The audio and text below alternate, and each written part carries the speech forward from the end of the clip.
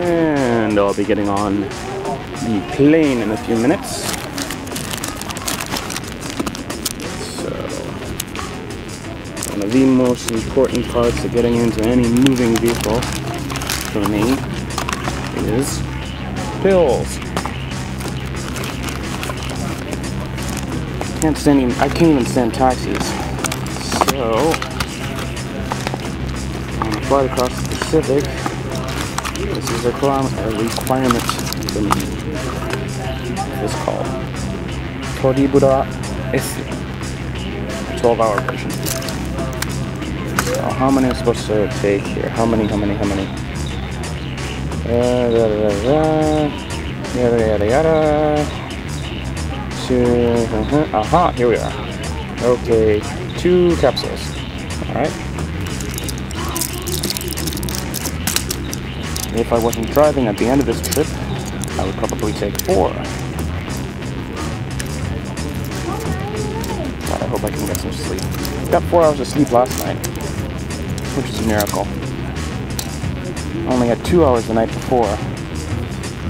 I usually try to get at least 6 on work nights, and I have to drive at the end of this trip. It's not as bad as... Let's see, here we are. Second. Oh, put the bottle down, turn the screen around, and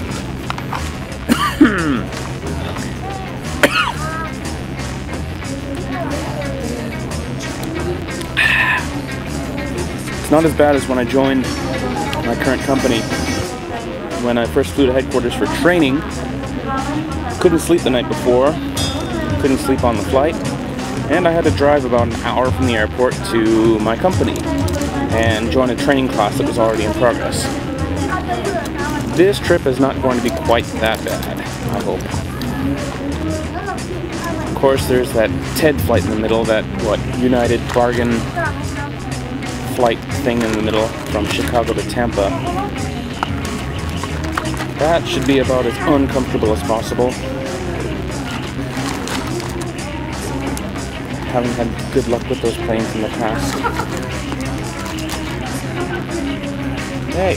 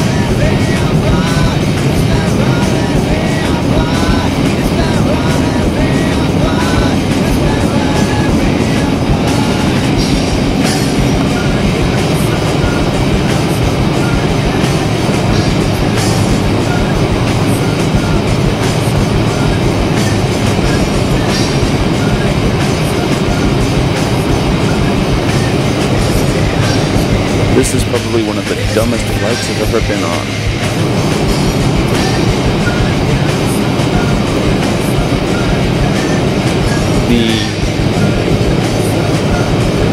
The light switch next to my seat. Well, the light switch for the reading light for my seat doesn't work. And if that's not dumb enough, this is the second seat they've tried to put me in. The first seat I was in had the same problem. The reading light was broken. I should have bought a PlayStation Portable before I got on this plane.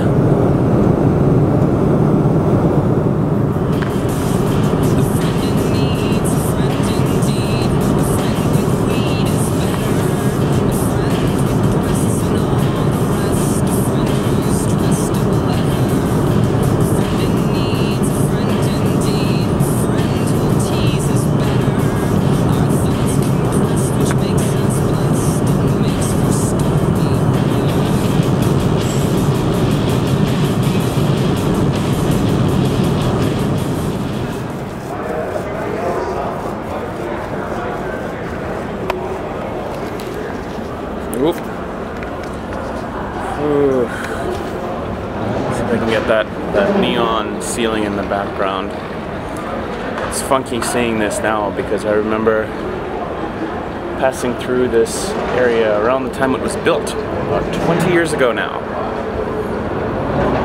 The flight from Tokyo to Chicago. The flight from Tokyo to Chicago was about the dumbest flight I've ever had. I reserved an aisle seat. I got an aisle seat. And after we got in the air, I found out that the reading light for my seat did not work. So I told the flight attendant and they moved me a couple rows back to another aisle seat. And that one was broken too. So the seat next to mine was empty and I could reach the reading light above my head, so I was able to twist it to reach my seat. Plus no seat back screens in economy. I swear this is the last time I'm flying United. A few years ago I flew United but ended up on an ANA plane on a code share deal. That was pretty cool. So I'll have to fly through them direct from now on. Even if it is a little bit more expensive and my head is killing me from drinking too much coffee on the plane. I think I slept a bit. But I really don't want to drive in this condition when I get to Tampa. Alright, I gotta go look for hydration. Konbanwa. I guess it is konbanwa already. Since it's now around 9 p.m. local time. I'm in Tampa right now. And I gotta drive about an hour and a half south to get to Sarasota. I actually feel a lot better than I did in Chicago, because I was able to sleep through the entire flight from Chicago to Tampa.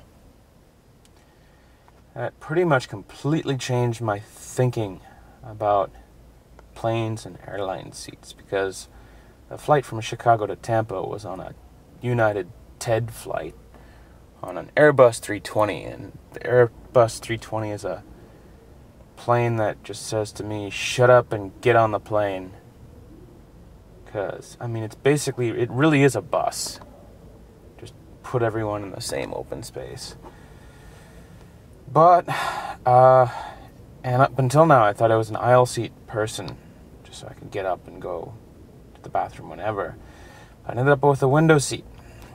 And I put my head up against the wall of the plane, and I slept from around takeoff time until landing. That's a nice feeling when you're asleep.